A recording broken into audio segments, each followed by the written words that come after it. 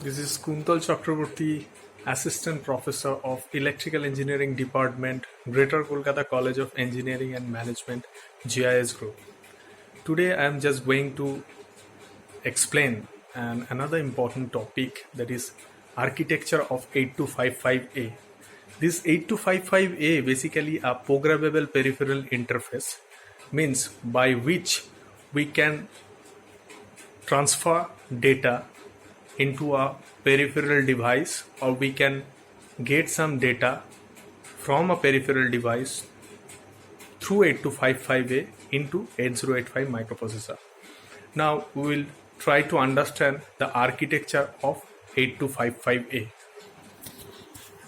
Now 8255A has basically 40 numbers of pins, and it has 3 ports: port A, port B, and port C. Each port has 8 number of pins. Now in this block diagram, these 3 ports that can be grouped into 2. One is a group A and another one is a group B. Port A and port C upper means 4 pin of port C upper. These 2 ports formed group A, and group B, in group B, port B and port C lower, port B and port C lower, these 2 ports formed group B. So these 3 ports can be used as input as well as output. Now in this architecture, here we have a data bus buffer through which the data that can be transferred into a peripheral device, and that can be data can be transferred and can be received by these 3 ports, and after receiving the data, that can be sent to the microprocessor. Now here similarly we have read write signals. These are the control signals. If you want to read something or write something into a memory or from a memory, then we need the read and write signal for the activation.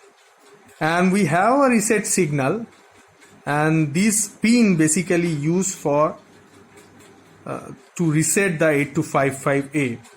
If we give a active high signal to it, then the 8255A control register of the 8255A that will be reset. And we have a chip select line. We have to send a 0 signal to activate the overall 8255A. If you want to activate the 8255A, then we have to send a 0 signal, active low signal, to the CS bar or chip select bar to activate the 8255A. Here this is the internal data bus. So what is happening in this block diagram, basically the operation is basically the data that can be received and that can be transmit through these ports, and after receiving the data through this internal bus, the data can be again transferred to 8255A. Similarly, the data that received by the 8255A that can be transferred into 8085 microprocessor. Similarly, the data received from 8085 microprocessor that can be sent into a peripheral device through these ports. So this is the basic architecture of 8255A, and that is operated by +5 volt, and we have a ground pin. So this is the basic architecture, and this one is a peripheral programmable peripheral device, means the port that can be programmed, means we can use this port as input, output, as well as bidirectional.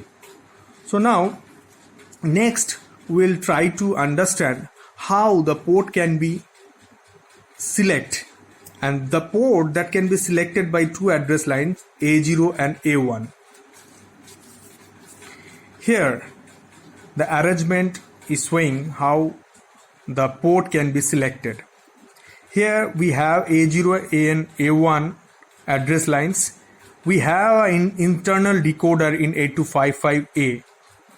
By the combinations or selecting the A0 and A1, we can select port A, port B, port C, as well as control register. So we have the four combinations of output, that is 00, 01, 10 and 11. If we select A1 and A0 as 00, then we will select port A. If we select 01, then we will select port B. If we select 11, then we will select control register. Now, control register, in which we have to write a control word, and there is a specific 8-bit word pattern by which we can select the port A, port B and port C as input or output or bidirectional way or different modes, and that can be done by using the control word. And this is the arrangement by which we can select port A, port B, port C as well as control register. Now next we will see the addressing. What will be the address of the port A, port B and port C? Now we previously we discussed IO mapped IO technique and memory mapped IO technique. First we will try to understand the addressing by using IO mapped IO technique. So this is basically the IO mapped IO technique, where the port A, port B and port C that can be selected by using 8 address lines. Now here for the IO mapped IO technique we can use 8 address lines. So these are the 8 address lines, A0 and A1. These actually give us the combinations, and another 6 address lines. This is an arrangement by which we can select the CS bar. Now here A7 is 1 and all inputs are connected except A7 by the NOT gate. Now if you apply 1 here and all are 0, then this is basically a NAND gate. So output of the NAND gate, that will be 0. And after getting 0 into the CS bar, means active high signal that will be sent to the CS bar, then the chip will be active. Now for the activation, the signal that will be always same. That's why CS bar is 1, all are 0 up to A2. Now already we discussed A0 and A1 combinations. If it is 00, then port A. If it is 01, then port B. If it is 10, then port C. If it is 11, then control register.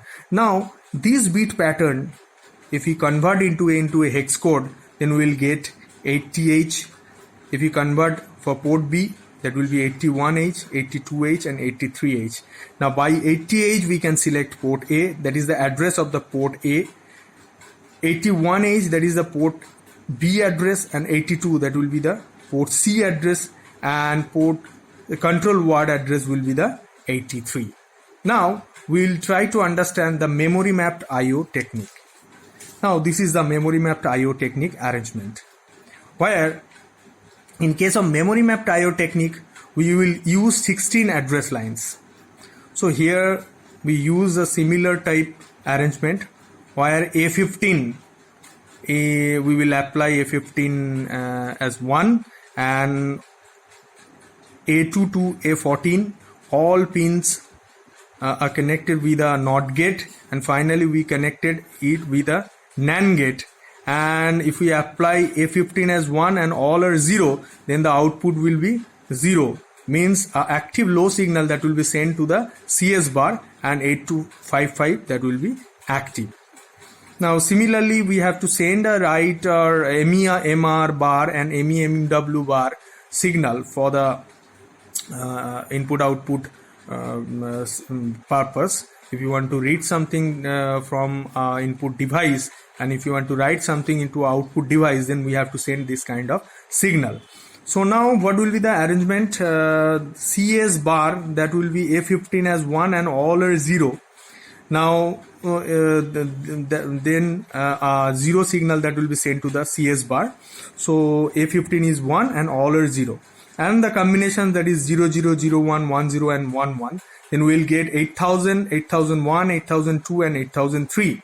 By 8000 we can select port A, by 8001 we can select port B, by 8002H address we can select port C, and 8003H we can select the control register.